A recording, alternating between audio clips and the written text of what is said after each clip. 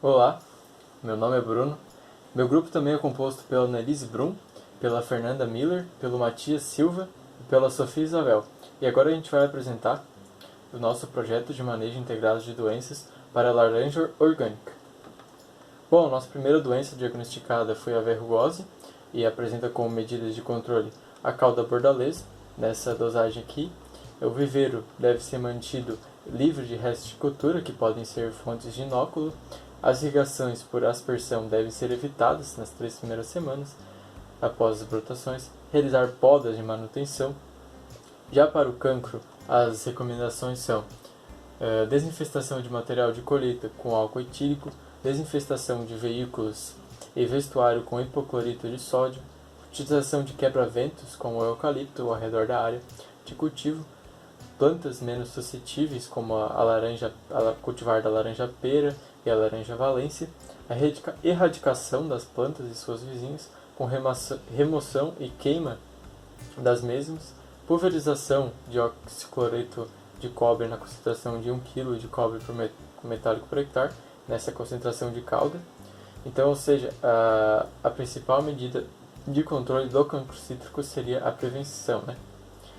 Para a podridão azul dos frutos, que seria uma doença de pós-colheita, o mais ideal seria a eliminação dos frutos infectados caídos nos pomares, equipamentos de colheita e transporte e as instalações para o processamento e armazenamento devem ser submetidos a constante higienização com hipoclorito de sódio e também armazenar os frutos em câmara fria, em 3 a 8 graus Celsius também para inibir o crescimento e desenvolvimento desse fungo. Para a gomose, recomendamos a utilização de cultivares ou porta-enxertos resistentes como a laranja azeda ou a conzite. Deve-se escolher solos bem drenados, não sujeitos ao encharcamento, como várzea, né, para a instalação do pomar.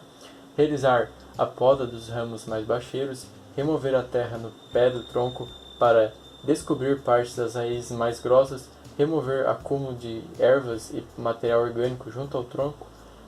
Na pós-podas, recomenda-se também pincelar os ferimentos com pasta bordaleza ou algum produto equivalente. Já para viveiros, recomenda-se desinfestar o solo, fazendo a solarização. Tratar as sementes com calor, podendo ser 10 minutos a temperatura de 51 graus Celsius, se mostrou eficiente em alguns estudos. Tratar a água de irrigação com sulfato de cobre a 20 partes por milhão também é uma opção. Remover a terra no pé do tronco até descobrir parte das raízes mais grossas também. Para a pinta preta, adquirir mudas de viveiros certificados, podar e remover os galhos secos e retirar as folhas afetadas caídas embaixo da copa, e então queimá-los. Remover frutos doentes, roçadas e trilhinhas para controle das plantas daninhas.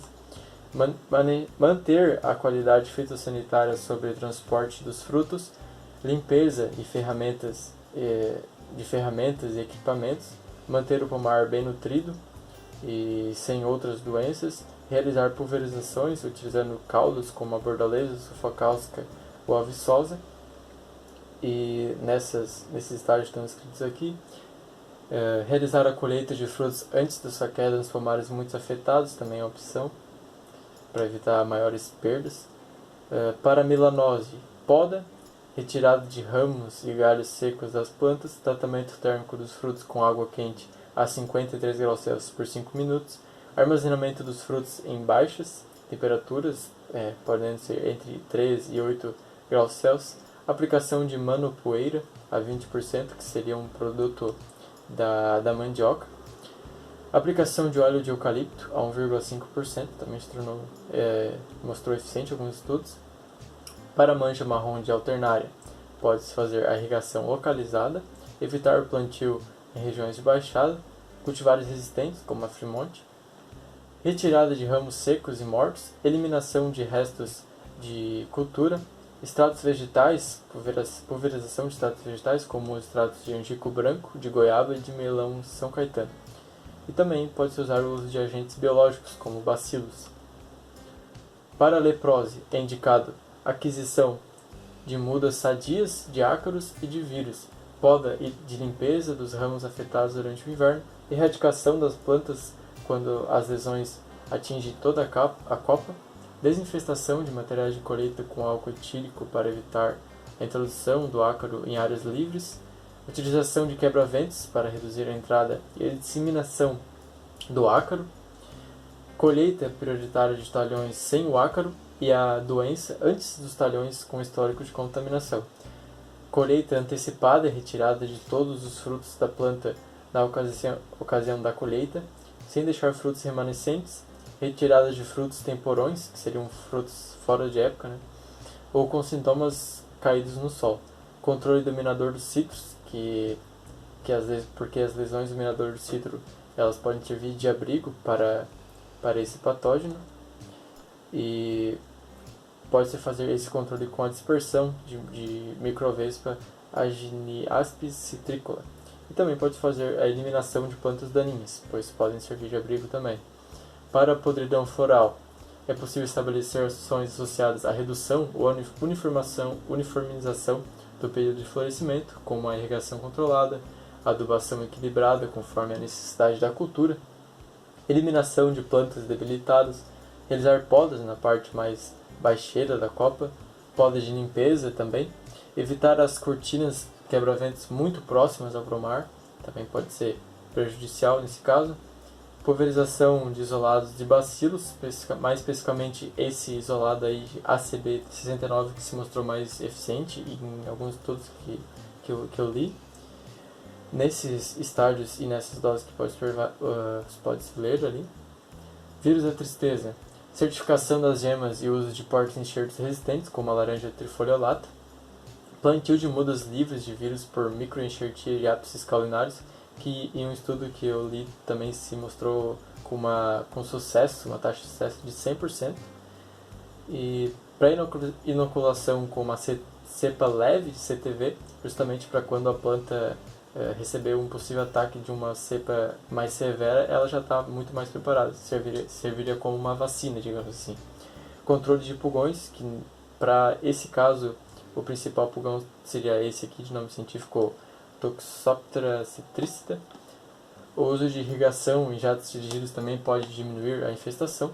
Aplicação via translaminar com extrato aquoso de manipoeira também, da mandioca, na concentração de 50 mg por litro, que foi a dose que mais obteve resultado nesse estudo aqui, que eu coloquei o gráfico, que seria mais ou menos aqui, teve praticamente 100% de eficiência. Uso de tela antiafídico no viveiro, no MESH 50, também é uma boa possibilidade. Bom, agora a gente vai partir para a parte do manejo integrado de doenças, então eu coloquei aqui uma legenda para cada doença para poder facilitar, para couber na tabela, né? Então coloquei uma abreviatura para cada um. Bom, aqui para a parte dos viveiros, primeiramente, seguindo um cronograma, né? Seriam então esses manejos aqui que a gente encontrou, seriam os mais adequados e que se completam. Então o X aqui representa que aquele manejo afeta aquela doença. Então, por exemplo, livrar os viveiros de restos de cultura afeta, por exemplo, a verrugose, também afeta o cancro. Já aqui, remover a terra no pé do tronco até descobrir parte das raízes mais grossas afeta somente a gomose, assim como o tratamento da água de irrigação com sulfato de cobre com 20 partes por milhão. Então, assim sucessivamente, né? Não vou falar tudo por questão de tempo. E aqui embaixo seria só para somar e ter uma noção de quantos manejos diferentes tem para cada doença. Bom, aqui seria a parte do manejo integrado de doenças para o campo. Então, por exemplo, seguindo a mesma lógica anterior, para a cauda bordaleza, teria efeito tanto na verrugose como na gomose. Já a dispersão de microvespa, com esse nome científico aqui, teria efeito apenas na leprose. Então, a aplicação de óleo de eucalipto 1,5% somente na melanose. E aqui seria o somatório, do mesmo jeito que eu falei anteriormente.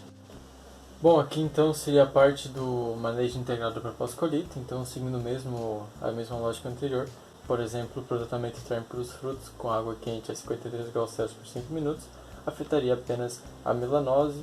Armazenar os frutos em câmara fria afetaria apenas a podridão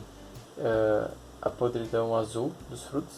e aqui seria então o somatório da quantidade de manejos para cada doença. Aqui então seria apenas uma relação, um balanço entre a quantidade de manejos por doença que eu fiz, só para se ter uma ideia da noção como ficou balanceado.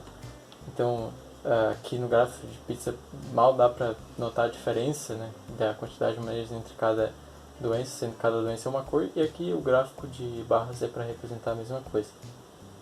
Aqui então, entrando na parte dos custos, a gente tem uma estimada em relação a cada manejo que a gente recomendou. No caso, que tem tracinho quer dizer que a gente não conseguiu encontrar dados ou não se aplicava. E, por exemplo, livrá-los, né? No caso, primeiramente contextualizando, essa aqui é a parte do viveiro, né? Então, considerando aí um viveiro com 2.000 mudas ao redor de 40 metros quadrados, para livrar os restos de culturas desse viveiro, considerando um manejo de 4 horas, daí ao redor de R$80, considerando um custo de mão de obra de ao redor de R$20. Então a gente foi fazendo assim sucessivamente. Por exemplo, o uso de variedade de resistência de laranja-pera, a gente considerou um preço que a gente achou na internet. Então, para 2.000 mudas custaria ao redor de R$400. E foi fazendo assim sucessivamente, com um preço total estimado de R$6.000 para esse viveiro. Aqui seria a parte do campo, né? Por exemplo, considerando um campo com 556 plantas com esse espaçamento de 6 por 3 metros e o mesmo custo por mão de obra por hora. Então, para aplicar a cauda bordaleza, o custo por hectare giraria em torno de R$200, que foi um valor que a gente achou em tabelas com custos médios. Por exemplo, a Embrapa a gente achou isso, a da Fundecis também parece. E aqui eliminar restos de culturas, frutos, temporões e plantas daninhas também na mesma unidade de medida por hectare. Então, considerando várias variáveis aqui. Já outros, a gente considerou dados mais específicos. Por exemplo, para fazer o quebra-vento de eucalipto, consideramos o custo por muda de eucalipto, né? Então, 25 plantas custaria ao redor de R$150. E assim foi fazendo sucessivamente. Sendo que o que está em risquinho seria que a gente não achou o dado na internet, né? Então, por exemplo, o produtor poderia fazer em casa isso. E geraria um custo, então, ao redor de R$7.000. Aqui seria a parte da pós-colheita, eu só vou falar um detalhe, que seria a questão que deu 14.000, mas 14.000 seria só para comprar a câmera fria, que eu também joguei, fiz a pesquisa na internet para saber quanto custaria isso. Mas isso é um valor que varia muito, né? Assim como todos os valores que a gente colocou aqui, muitos variam demais, vai depender muito da escala do produtor. Então é apenas uma estimativa, apenas ressaltando. Seria então esse aqui o custo. Aqui seria uma relação então entre o manejo integrado de doenças, o custo dele, a produção que a gente espera, considerando uma média aí de São Paulo e do Brasil, que é o principal produtor, e também considerando uma quantidade de perdas também. A implantação, então, seria esse o custo aqui, final, para a implantação do pomar, e já considerando apenas a manutenção, sem aquela compra da câmera fria, tanto da quantidade de malha que precisava para os viveiros, como para o sistema de gotejamento, desconsiderando todo aquele custo, daria ao redor de 2,5 mil por ano. Então, considerando uma produtividade esperada de 500 caixas por hectare, daria ao redor de R$21.000 de lucro bruto, né? Que daí dá para observar nesse gráfico aqui, considerando que cada caixa com um valor de R$42,25 segundo a Conab, pesquisei hoje ainda. E aqui seria uma estimativa também de perdas com doenças esperadas, que nós colocamos aqui 10% considerando, é apenas uma estimativa, né? Que o produtor, por exemplo, vai seguir a maioria das recomendações que a gente colocou aqui, ou todas elas, então gerei ao redor de 10%, sendo que por Rio Grande do Sul a gente achou dados que mostravam que era ao redor de 22% essas perdas. Então achamos um valor razoável. Totalizando então R$2.100. Aqui apenas o gráfico demonstrando então essa relação, sendo o primeiro aqui seria o lucro bruto, o segundo seria as perdas, aqui seria o custo do manejo integrado de doenças de forma geral. E considerando apenas a parte da manutenção, ressaltando se fosse considerar a implantação, Isso aqui daria mais ou menos aqui assim. Então passaria aqui do lucro no primeiro ano. E também, provavelmente, esse Promar daria prejuízo nos primeiros 4 anos, aí, porque justamente não há produção nesses primeiros anos, né? Acho que ao redor de 4 anos não tem produção, só depois começa então a produzir realmente. E aqui então seria o lucro líquido, ao redor de R$16.500. Bom, então o grupo agradece a atenção de todos. Muito obrigado.